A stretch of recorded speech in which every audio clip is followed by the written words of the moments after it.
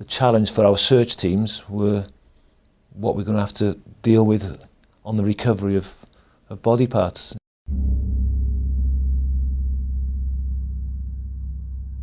This case takes place in the United Kingdom on the 21st of April 2015.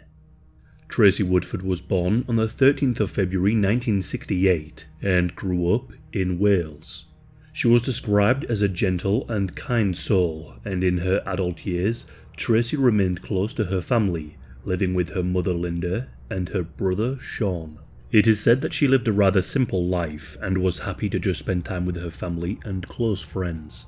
The day of April 21st, 2015 began like any other, but it would be the last time that 47-year-old Tracey would ever be seen alive again.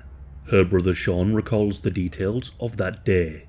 They had a cup of tea in the kitchen, where Tracey told her brother that she was going to be buying a ring in the town centre. So, on this day she ventured into Pontypridd town centre and purchased the ring. Following this, she decided to stop off at a couple of pubs and bars. Whilst there is nothing particularly strange about someone having a few drinks, it was unusual for Tracey, who rarely drank and had a low tolerance for alcohol. She wandered into various pubs and bars that afternoon, but at one point, she was refused alcohol for seeming to be too unsteady on her feet. Eventually, at around 7:45 p.m, Tracey wandered into the Skinny Dog pub, a place where locals were known to have gathered. It is in this pub where she encountered a 50-year-old man named Christopher May. Tracey's presence at the Skinny Dog was noted by those around her, as she appeared to be nervous and fragile. Despite this, she found herself conversing with Christopher May and his group of friends. It is likely that Tracey's nervous disposition was of keen interest to Christopher, who saw a dark and twisted opportunity. Christopher was described as a joker and a nice guy by his friends, and the Skinny Dog was his usual drinking spot. As the evening at the pub progressed, Tracey's demeanour shifted. She perked up and began to feel comfortable with Christopher and his friends. Witnesses would later recall seeing the two flirting with one another, with Christopher at one point offering to buy her drinks if she went home with him, although Tracey insisted that she was not that kind of woman. But as the night went on, and as the clock neared 11:30 p.m, CCTV cameras would capture Tracey walking alongside Christopher, heading towards his flat. 3 hours following Tracey's last appearance on CCTV, neighbours residing beneath Christopher's flat were awakened by a sharp thud. The neighbours assumed that Christopher was returning home after a night drinking like he would usually do, and that he was drunk and had fallen over. Because of this, they paid little attention. That night, Tracey didn't make it home, and her family became deeply worried. The following day, Christopher appeared at his workplace. He worked at a restaurant, and members of staff at this restaurant noticed prominent scratches on his face. The manager asked what had happened to him, and Christopher recounted a story of an accident involving a pole that he purchased from a hardware store. This explanation was accepted without suspicion at the time, as there was no reason to suspect anything sinister.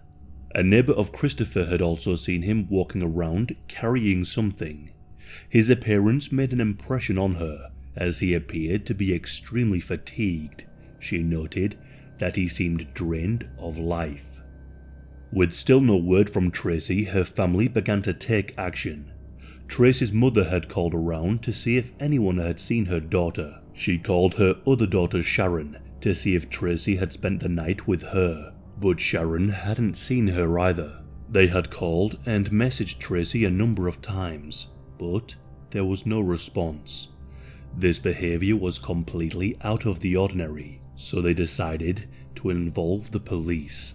As the investigation began, the pieces began to fit together rather quickly. The police checked out the pubs in Pontypridd and were able to trace the final moments of Tracey's movements. They heard from many of the locals that Tracey had last been seen flirting with Christopher, and that the two had left the pub together. On the 24th of April, just days after her initial disappearance, Sergeant Stuart Williams and Constable Craig Gardner knocked on Christopher's door. Initially met with reluctance, they persisted and were finally granted access inside. The first thing that struck the officers was a foul smell. One of the officers would later say that he could smell what he believed to be rotten meat and cat urine. Inside the flat, Christopher appeared apprehensive.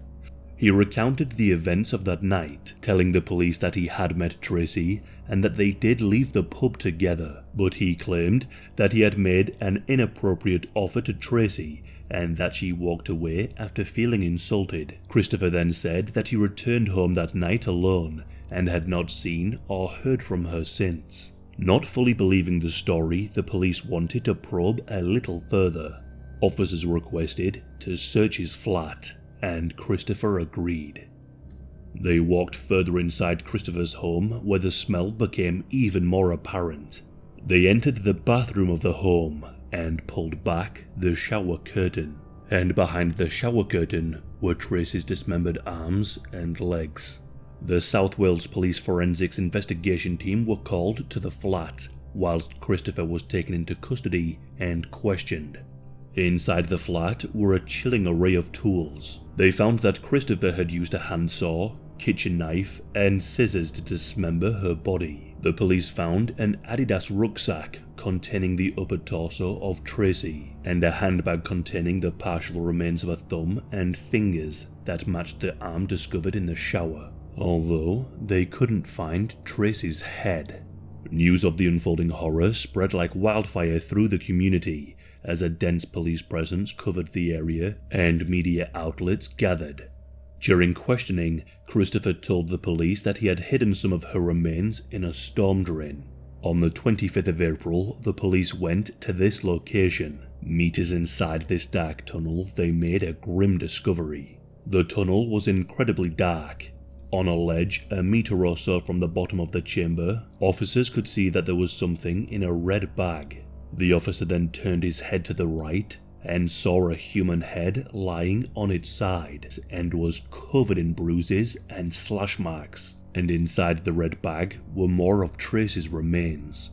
This means that Christopher had removed Tracey's head, placed her inside a rucksack, left the house, and walked around in public with it on his back before placing the head in the storm drain. To think about him walking around in public with a severed head is incredibly chilling.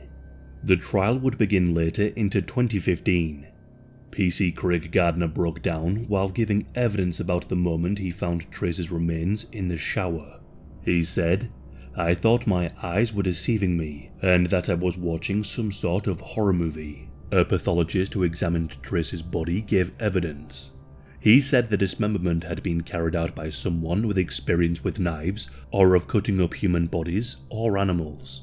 Christopher had previously been employed as a butcher, and he knew how to use a knife, how to remove meat from ribs, legs and shoulders, and was good at boning.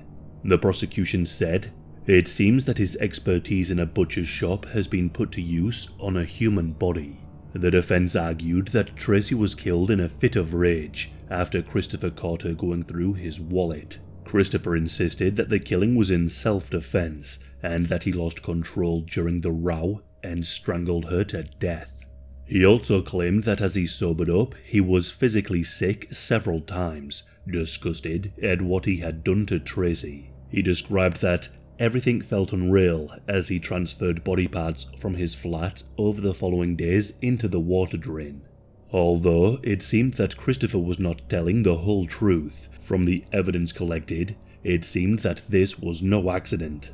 His laptop revealed that on the night of Tracey's death, he had spent hours watching adult content after killing her, suggesting that there was some disturbing sexual motive for the heinous crime. And not only that, investigators found traces of Christopher's DNA on Tracey's body. The prosecution said that it's extremely likely, if not certain, that he used her body for his own gratification when she was dead. The prosecution argued that the killing of Tracey was a deliberate murder, and that Christopher played out his depraved and disturbing fantasies on an innocent and trusting woman. What is incredibly disturbing is that most of Tracey's internal organs have not been found, although some of them were found to be blocking Christopher's toilet as he attempted to flush some of them away. On the 19th of November 2015, following a 2-week trial, Christopher May was found guilty of Tracey Woodford's murder. He was given a life sentence with a minimum term of 28 years. It's reported that Christopher sat expressionless as the jury delivered the verdict. In the aftermath of the harrowing events that unfolded, the weight of the tragedy settled heavily on both the Woodford family and the entire community. The life of Tracey had been brutally cut short in the most brutal of ways. Her family have said that they are heartbroken and struggle to cope with their loss. Her mother Linda said, "It feels like we're living in a nightmare. He has torn my family apart. He has destroyed us totally." And Tracey's brother Sean has said, "I'm now angry every day and I struggle to sleep most nights."